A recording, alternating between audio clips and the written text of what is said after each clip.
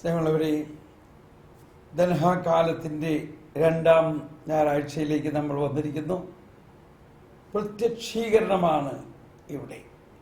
ഈ പ്രത്യക്ഷീകരണത്തെക്കുറിച്ച് നമ്മൾ ചിന്തിക്കുമ്പോൾ നമുക്ക് പഴയ നിയമത്തിൽ സംഖ്യയുടെ പുസ്തകത്തിൽ അഥവാ പുറപ്പാട് മുതൽ ഉള്ള ആ പ്രത്യക്ഷീകരണത്തെക്കുറിച്ചാണ്. അവിടെ നമ്മൾ കഴിഞ്ഞ ഞായറാഴ്ച കണ്ടു, മോശയെ ദൈവം പ്രത്യക്ഷമായി വിളിക്കുന്നു. ദൈവത്തിൻ്റെ പ്രത്യക്ഷീകരണം ആരംഭിച്ചത് ആ മലമുകളിൽ ജ്വലിച്ചുകൊണ്ടിരിക്കുന്ന മുൾപടർപ്പിൻ്റെ ഉള്ളിൽ കത്തി ജ്വലിച്ചുകൊണ്ടിരിക്കുന്നു. അവിടെ വെച്ച് മോശയോട് കർത്താവ് പറഞ്ഞു, മോശേ മോശേ, എൻ്റെ ജനത്തിൻ്റെ രോദനം ഞാൻ കേട്ടിരിക്കുന്നു.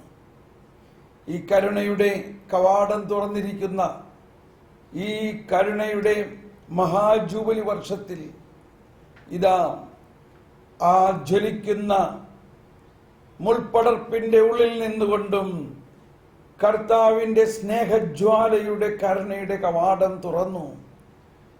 നമുക്കറിയാം, പരിശുദ്ധ പിതാവ് പോപ്പ് ഫ്രാൻസിസ് പറയാറുള്ളൊരു കാര്യമാണ്, കരുണ എന്നതിൻ്റെ അർത്ഥം ലത്തീനിലും ഇറ്റാലിയാനോയിലും സ്പാനിഷിലുമെല്ലാം കരുണ എന്നുള്ള വാക്കിന് മെസറിക്കോർഡിയ എന്നാണ്. മെസറിക്കോർഡിയ എന്ന വാക്കിൻ്റെ അർത്ഥം മെസറി ദുഃഖദുരിതങ്ങൾ, കോർഡിയ എന്ന വാക്കിൻ്റെ അർത്ഥം ഹൃദയം. അങ്ങനെ ദൈവത്തിൻ്റെ ഹൃദയം മനുഷ്യരുടെ ദുഃഖദുരിതങ്ങളും പാപബന്ധനങ്ങളും ശാപവും എല്ലാം വലിച്ചെടുക്കുന്ന ഒന്നാണ്. ഇതാ ആ കവാടം തുറന്നിരിക്കുന്നു. കർത്താവ് മോശയോട് പറഞ്ഞു, ഞാനിതാ എൻ്റെ ജനത്തിൻ്റെ വിലാപം കേട്ടിരിക്കുന്നു, അവരുടെ കഷ്ടതകളും ദുരിതങ്ങളും ഞാൻ കണ്ടിരിക്കുന്നു, അതുകൊണ്ട് നീ പോണം. ഇന്ന് നമുക്ക് സംഖ്യയുടെ പുസ്തകത്തിൽ മോശ അവസാനം പുറപ്പെടുകയാണ്. മോശ പുറപ്പെടുമ്പോൾ മോശ ഇസ്രായേലിന്റെ രക്ഷയ്ക്കായിട്ട് പുറപ്പെടുന്ന ഭാഗമാണ്. മോശ ഇസ്രായേൽ ജനത്തിന്റെ ദുരിതങ്ങളിൽ നിന്നെല്ലാം അവരെ രക്ഷിച്ച്, അഥവാ അവർ ചെങ്കടൽ കടന്നു 400 വർഷത്തിന്റെ അടിമത്വത്തിൽ നിന്നും ഒറ്റ രാത്രി കൊണ്ട് അവർ പുറത്തു വന്നു. അവരെ പീഡിപ്പിച്ചിരുന്ന ആ പഴയ പാരമ്പര്യങ്ങളെയും 400 വർഷത്തിന്റെ അടിമത്വത്തിന്റെ നുകം തകർത്തു. ഫറവോയുടെ സൈന്യവും, അതായത് അവരെ പീഡിപ്പിച്ചിരുന്ന പാപവും പാപത്തിന്റെ അടിമത്വ വെള്ളത്തിൽ മുക്കി നശിപ്പിച്ചു. ഇത് മാമോദീസായുടെ വലിയ ഒരു രഹസ്യമാണ്. ചെങ്കടൽ കടന്നതോടെ ദൈവജനം രക്ഷിക്കപ്പെടുക മാത്രമല്ല, ദൈവജനത്തെ പീഡിപ്പിച്ചിരുന്നവരെ, പാപത്തെയും അടിമത്വത്തെയും ശത്രുവിനെയും മുക്കി കൊന്നു എന്നതാണ് ഇനി ഈ കാലഘട്ടത്തിൽ നമ്മൾ യേശുവിലൂടെ സ്വീകരിക്കുന്ന മാമോദീസായുടെ ജ്ഞാനസ്നാനത്തിൻ്റെ ഒരു മുൻ അനുഭവം തന്നെയാണ്. അവിടെ അവർ പറഞ്ഞു, കർത്താവ് അരുളി ചെയ്തു, കുഞ്ഞാടിന്റെ രക്തത്താൽ മുദ്രകുത്തപ്പെട്ട കട്ലപ്പടികളുടെ ഉള്ള ഭവനത്തിൽ സംഹാരദൂതൻ പ്രവേശിക്കുകയില്ല. സ്നേഹമുള്ളവരെ, ആ കുഞ്ഞാടിനേക്കാൾ എത്രയോ ശ്രേഷ്ഠമായ ദൈവം തന്നെയായ കുഞ്ഞാടിന്റെ രക്തമാണ് ഇപ്പോൾ നമ്മുടെ ആത്മാവിൽ മുദ്രകുത്തപ്പെട്ടിരിക്കുന്നത്. എങ്കിൽ വിശ്വസിക്കുക, ഈ ആത്മാവിൽ ഒരു സംഹാരദൂതനും ഇനി പ്രവേശിക്കുക സാധ്യമല്ല. അങ്ങനെ പ്രത്യക്ഷീകരണത്തിൻ്റെ വലിയ രഹസ്യങ്ങൾ മുന്നിൽ കാണിച്ചുകൊണ്ട് അന്നു മുതൽ ദൈവം മനുഷ്യനെ പ്രത്യക്ഷപ്പെട്ടുകൊണ്ട് ഇതാ സംഖ്യയുടെ പുസ്തകത്തിൽ നമ്മൾ സീറോ മലബാറിന്റെ ആരാധനക്രമത്തിൽ 4 വായനകളിൽ ഒന്ന് സംഖ്യയുടെ പുസ്തകത്തിലെ 10-ാം അധ്യായം 29-36, പിന്നെ ഏശയ്യായുടെ പുസ്തകത്തിൽ 45-ാം അധ്യായം 11 മുതൽ 27 വരെ വചനങ്ങൾ, പിന്നെ എബ്രായ ലേഖനത്തിൽ 3-ാം അധ്യായത്തിൽ 1 മുതൽ 6 വരെ വചനങ്ങൾ, പിന്നെ വിശുദ്ധ സുവിശേഷത്തിൽ യോഹന്നാന്റെ സുവിശേഷം 1-ാം അധ്യായം 14 മുതൽ 18 വരെയുള്ള വചനങ്ങളിൽ നമ്മൾ സാധാരണ 4 വായനകൾ വായിക്കാറില്ല, എങ്കിലും അത് അറിഞ്ഞിരിക്കുന്നത് നല്ലതാണ്. അങ്ങനെ സംഖ്യയുടെ പുസ്തകത്തിൽ അവർ കർത്താവിന്റെ പർവ്വതത്തിൽ നിന്ന് പുറപ്പെട്ടു 3 ദിവസം യാത്ര ചെയ്തു. അങ്ങനെ അവർ പുറപ്പെടുന്നു. പകൽ സമയം അവർക്ക് മീതെ ഉണ്ടായിരുന്നു, മേഘം അവർക്ക് മീതെ ഉണ്ടായിരുന്നു. പേടകം പുറപ്പെട്ടപ്പോഴെല്ലാം മോശ പ്രാർത്ഥിച്ചു, കർത്താവേ ഉണരുക, പ്രൈസ് ദി ലോർഡ്, അങ്ങയുടെ ശത്രുക്കൾ ചിതറിക്കപ്പെടട്ടെ. സ്നേഹമുള്ളവരെ, ഇത് നമുക്കും പ്രാർത്ഥനയാക്കാം. കർത്താവേ ഉണരുക, അങ്ങയുടെ ശത്രുക്കൾ ചിതറിക്കപ്പെടട്ടെ, അങ്ങയെ ദ്വേഷിക്കുന്നവർ പലായനം ചെയ്യട്ടെ. പേടകം നിശ്ചലമായപ്പോൾ അവൻ പ്രാർത്ഥിച്ചു, കർത്താവേ അവിടുന്ന് ഇസ്രായേലിന്റെ 10,000ങ്ങളിലേക്ക് തിരിച്ചു വന്നാൽ, ഇസ്രായേലിലേക്ക് തിരിച്ചു വന്ന് ഇസ്രായേലിനെ രക്ഷിക്കണേ. ഈ പ്രാർത്ഥനകളുടെ എല്ലാം പൂർത്തീകരണം ആയിട്ടും ദൈവത്തിന്റെ പദ്ധതിയുടെ പൂർണ്ണമായ ആവിഷ്കരണമായിട്ടും ഇതാ യെശയ്യായുടെ പ്രവചനത്തിൽ 45-ാം അധ്യായത്തിൽ നമ്മൾക്ക് കാണാം, ഇസ്രായേലിന്റെ പരിശുദ്ധനും സൃഷ്ടാവുമായ കർത്താവ് അരുളി ചെയ്യുന്നു, എന്റെ മക്കളെ പറ്റിയോ എന്റെ സൃഷ്ടികളെ പറ്റിയോ എന്നെ ചോദ്യം ചെയ്യാമോ? ഞാൻ ഭൂമി ഉണ്ടാക്കി. ഇവിടെ തന്നെ നമ്മൾ മനസ്സിലാക്കുന്നു, പുതിയ നിയമത്തിലേക്ക് വരുന്ന ഒരു കവാടമാണത്. ദൈവം മനുഷ്യനെ മക്കൾ എന്നാണ് വിളിക്കുന്നത്. എന്റെ മക്കൾ. ഈ മക്കൾ എന്ന അവസ്ഥയാണ് യേശുക്രിസ്തുവിലൂടെ നമുക്ക് പുതിയ നിയമത്തിൽ കിട്ടുന്നത്. മോശയിലൂടെ അല്ല നമുക്കിത് ലഭിക്കുന്നത്, യേശുവിലൂടെയാണ് നമുക്ക് മക്കളാകാനുള്ള ഭാഗ്യം ലഭിക്കുന്നത്. ഇവിടെയാണ് പഴയ നിയമവും പുതിയ നിയമവും തമ്മിലുള്ള ഒരു ഏറ്റുമുട്ടൽ. ആ പഴയ നിയമത്തിലൂടെ വന്നിരിക്കുന്ന ഒരുക്കം ശുശ്രൂഷയിലൂടെ മോശ ഈ തേനും പാലും ഒഴുകുന്ന ദേശത്തേക്ക് നമ്മളെ വരാൻ ഒരുക്കുകയായിരുന്നു. എന്തായിരുന്നു ആ തേനും പാലും ഒഴുകുന്ന ദേശം? അത് ഒരു ജിയോളജിക്കലായിട്ടുള്ള ഒരു ദേശമല്ല. അതാണ് സ്വർഗരാജ്യത്തിൽ കർത്താവീശോ മിശിഹ തന്റെ ജീവവചനം, ഇൻകാർണേറ്റ് വേർഡ് ഓഫ് ഗോഡ്, അതാണ് തേനും പാലിന്റെ ഒരു ഘടകം. മറ്റൊരു ഘടകം ആ വചനത്താൽ ഉരുവാക്കപ്പെട്ട് മനുഷ്യാവതാരം ചെയ്ത കർത്താവീശോ മിശിഹ തന്റെ ജീവൻ, തന്റെ ശരീരവും രക്തവും നമുക്ക് ഭക്ഷണവും പാനീയവുമായി നൽകുന്നതാണ് തേനും പാലും ദൈവരാജ്യത്തിൽ. അത് മോശയ്ക്കോ ജോഷുവായ്ക്കോ അന്ന് അവർ ദൂരെ നിന്ന് കണ്ടേ ഉള്ളൂ. ഇതാ അതാണ് തേനും പാലും ഒഴുകുന്ന ദേശമെന്ന് അവർ കണ്ടു എന്ന് പറഞ്ഞാൽ, വിശ്വാസത്തിലൂടെ വരാനിരിക്കുന്ന ദൈവരാജ്യത്തെ അവർ കണ്ടു. അതിലേക്ക് അവർ പ്രയാണം ആരംഭിച്ചു, പുറപ്പാട് ആരംഭിച്ചു. എന്നാൽ പടിപടിയായിട്ട് ആ ദൈവാവിഷ്കരണം നമ്മളിലേക്ക് വെളിപ്പെടുത്തുന്നത് ഇതാ യെശയ്യായിലൂടെയാണ്. അത് വളരെ കൃത്യമായിട്ട് വരുന്നത് ദൈവം കർത്താവിന്റെ ദാസൻ എന്ന ഈ പ്രവചന ഗീതഭാഗങ്ങളിൽ യെശയ്യാ 42 മുതൽ 53 വരെയുള്ള 4 കർത്താവിന്റെ ദാസൻ എന്ന ഗീതങ്ങളിൽ പറയുന്നതിൽ ഇപ്പോൾ നമ്മൾ ഈ ആഴ്ചത്തെ നമ്മുടെ ചിന്ത കർത്താവിന്റെ ദാസൻ 1, കർത്താവിന്റെ ദാസൻ 1 അത് തുടർന്നുകൊണ്ടിരിക്കുന്നു. യേശുവാകുന്ന കർത്താവിന്റെ ദാസനായ യേശുവിന്റെ വരവിനെ കുറിച്ചുള്ള ആ യേശുവിന്റെ ക്യാരക്ടറിസ്റ്റിക് ഒക്കെയാണ് ഇവിടെ പറഞ്ഞിരിക്കുന്നത്. അതാണ് പുതിയ നിയമത്തിൽ നമ്മൾ ഇന്ന് കേട്ടത്. ഇതാ അവന്റെ പൂർണ്ണതയിൽ നാം എല്ലാം കൃപയ്ക്കുമേൽ കൃപ സ്വീകരിച്ചിരിക്കുന്നു. മോശയിലൂടെയോ 10 പ്രമാണങ്ങളിലൂടെയോ പൂർണ്ണത നമുക്ക് വരുന്നില്ല. മോശയിലൂടെ കൽപ്പനകൾ വന്നു, എന്നാൽ യേശുവിലൂടെ പൂർണ്ണത വന്നു. കൃപയും സത്യവുമാണ് ആ പൂർണ്ണത.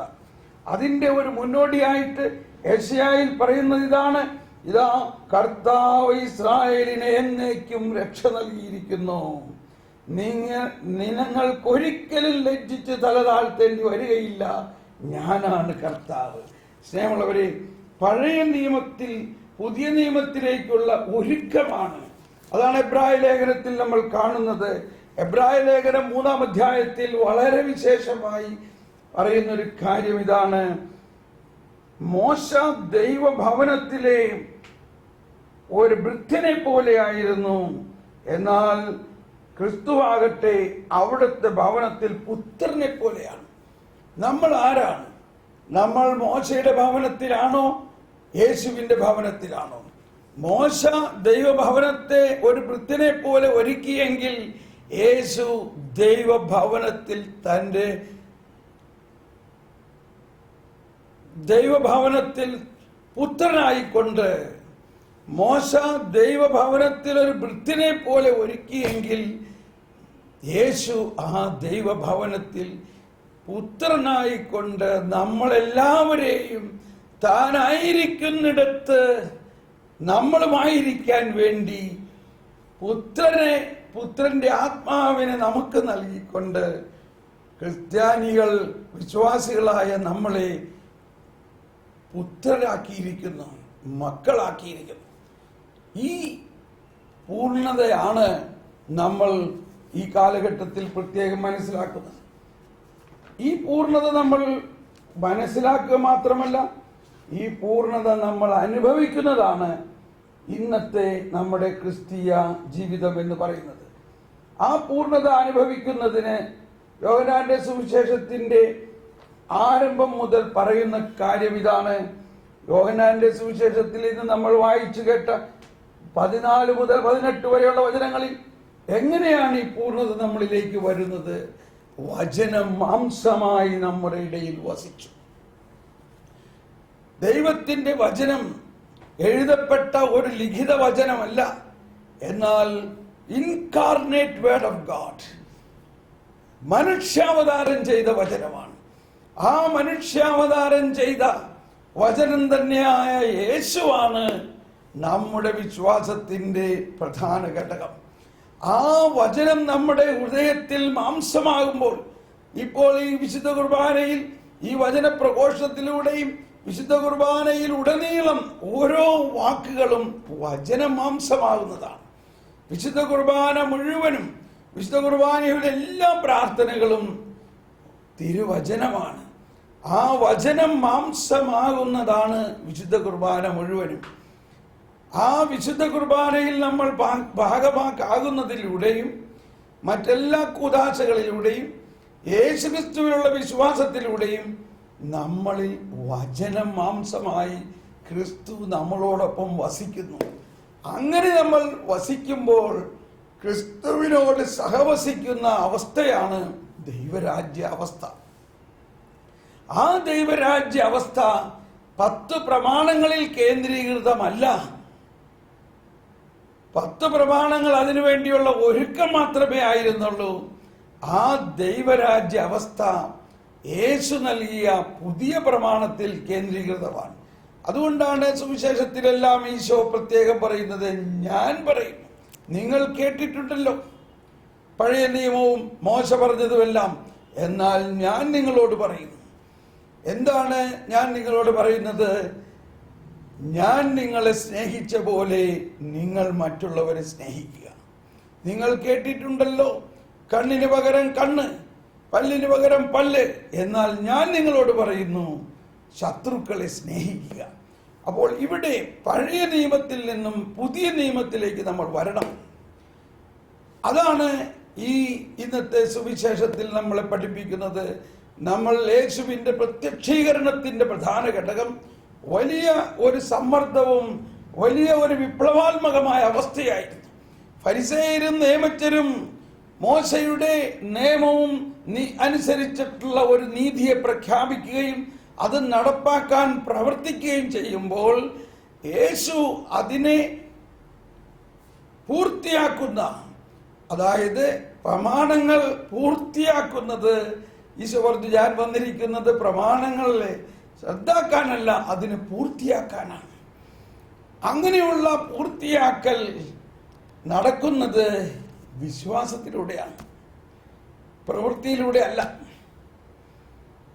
പ്രവൃത്തി കൂടാതെ തന്നെ വിശ്വാസത്തിലൂടെയുള്ള നീതിയാണ് നമ്മുടെ ക്രിസ്തീയ നീതി. ഇവിടെ പ്രവൃത്തി എന്ന് പറയുന്നത് മോശയുടെ നിയമത്തിൽ ഫരിസേയരും നിയമജ്ഞരും ആ നിയമം കണിശമായി പാലിച്ചില്ലെങ്കിൽ ശിക്ഷിക്കുന്ന ഒരു നീതിയാണ് അവർ കൽപ്പിച്ചിരുന്നതും. അങ്ങനെ കൽപ്പനകളിലൂടെ പോകുന്ന ഒരു നീതി. എന്നാൽ ഈശോ കൊണ്ടുവന്നിരിക്കുന്നത് കൽപ്പനകൾക്കപ്പുറം കരുണയുടെ നീതി. ഫരിസേയരും നിയമജ്ഞരും മോശയുടെ പ്രമാണങ്ങൾ അനുസരിക്കാത്തവരുടെ പുറകെ നടന്ന് അവരെ ശിക്ഷിച്ച് അവരെ കൊല്ലുന്ന ഒരു നീതിയാണെങ്കിൽ, യേശു കൊണ്ടുവന്നിരിക്കുന്നത് ഈ കൽപ്പനകൾ അനുസരിക്കാതിരിക്കുന്നവരെ, അതായത് പാപികളുടെ പുറകെ നടന്ന് അവർക്ക് ജീവൻ കൊടുത്ത് അവരെ രക്ഷിക്കുന്ന നീതി. ഈ രണ്ട് നീതിയും തമ്മിലുള്ള വ്യത്യാസമാണ് ഈ പ്രത്യക്ഷീകരണ കാലഘട്ടത്തിൽ മുഴുവനും നമ്മൾ പഠിക്കുന്നത്. വിശുദ്ധ കുർബാനയിലെ നമ്മുടെ ഒരു പ്രാർത്ഥനയിൽ ഇങ്ങനെയുണ്ട്, പ്രാർത്ഥിക്കുന്നുണ്ട്. കാറോസൂസ കഴിഞ്ഞിട്ട് ജലത്താലും അരൂപിയാലും വീണ്ടും ജനിച്ച് നമുക്ക് അമർത്യത ധരിക്കാം. പാപം മോചിക്കുന്നവൻ യോർദാനിൽ പ്രത്യക്ഷനായി മാമോദീസ സ്വീകരിച്ചു. ആരും ഇനി പാപം നിമിത്തം നിരാശപ്പെടേണ്ടതില്ല. ലോകത്തിന്റെ പാപങ്ങൾ നീക്കുന്ന ദിവ്യ കുഞ്ഞാടിന്റെ ഈ ബലിയിൽ പിതാവായ ദൈവം സംപ്രീതനാകട്ടെ. സ്നേഹമുള്ളവരെയും, നമ്മുടെ വിശ്വാസത്തിന്റെ മർമ്മം ഇതാണ്. അവന്റെ പൂർണ്ണതയിൽ നാം എല്ലാം കൃപയ്ക്കുമേൽ കൃപ സ്വീകരിച്ചിരിക്കുന്നു. യോഹന്നാന്റെ സുവിശേഷത്തിൽ ഇന്ന് നമ്മൾ വായിച്ചു കേട്ടത് വളരെ വലിയ ഒരു രഹസ്യമാണ്. അവന്റെ പൂർണ്ണത എന്ന് പറഞ്ഞാൽ എന്താണ്? ദൈവം, കരുണാസമ്പന്നനായ ദൈവമിതാ, അദൃശ്യനായ ആ കരുണാസമ്പന്നനായ ദൈവപിതാവ് ദൃശ്യമായി അവതരിച്ചിരിക്കുന്നു. അതാണ് മെസറിക്കോർഡിയ വോൾത്തൂസ് എന്ന് പരിശുദ്ധ പിതാവിന്റെ പാപ്പൽ ബുൾ ഈ കരുണയുടെ വർഷത്തിൽ പ്രത്യേകമായിട്ട് പ്രഖ്യാപിച്ചിരിക്കുന്നത്. ആ കരുണാസമ്പന്നനായ ദൈവത്തിന്റെ മുഖം, ആ കരുണാസമ്പന്നനായ പിതാവ് ഇതാ മനുഷ്യനായി അവതരിച്ചുകൊണ്ട് മനുഷ്യരുടെ കൂടെ, യെശയ്യായിൽ പറഞ്ഞിരിക്കുന്നതാണ്, അവൻ കണ്ടിട്ടും കാണുന്നില്ല, അവൻ കേട്ടിട്ടും കേൾക്കുന്നില്ല, അവൻ ചതഞ്ഞ ഞാങ്ങണ ഒടിക്കുകയില്ല, അവൻ പൂഞ്ഞ തിരി കെടുത്തുകയില്ല. ഇത് മനുഷ്യരുടെ അക്രമങ്ങളും കഷ്ടതകളും ബുദ്ധിമുട്ടുകളിലും അവൻ കരുണയായിരിക്കും. കരുണ മാത്രമാണ്.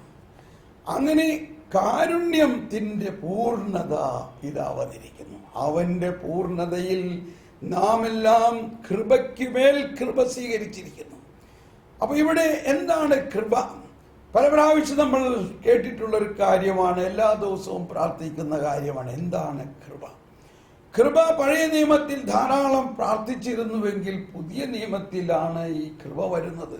യേശുക്രിസ്തുവിന്റെ കൃപയും യേശുക്രിസ്തുവിലൂടെയാണ് കൃപ വരുന്നത്. കൃപ ദൈവീകത മാനുഷികതയിൽ ലയിച്ച മാനുഷികതയെ രൂപാന്തരപ്പെടുത്തി ദൈവങ്ങളാക്കുന്നു, ദൈവീകരിക്കുന്നു. അതാണ് ഇന്നലത്തെ അല്ലെങ്കിൽ കഴിഞ്ഞ ആഴ്ചത്തെ ഒരു വായനയിൽ നമ്മൾ കേട്ടു. മനുഷ്യന്റെ ജീവൻ ദൈവീ ജീവനുമായിട്ട് ലയിക്കുമ്പോഴാണ് പൂർണ്ണത വരുന്നത്. ദൈവീകത മാനുഷികതയിൽ ലയിക്കുമ്പോൾ മാനുഷികത ദൈവികരമായി മാറുന്നു. അതിനുശേഷം പറഞ്ഞിരിക്കുകയാണ്, മോശ വഴി കൽപ്പനകൾ വന്നു, നിയമം മോശ വഴി വന്നു, എന്നാൽ കൃപയും സത്യവുമാകട്ടെ യേശു വഴി വന്നു.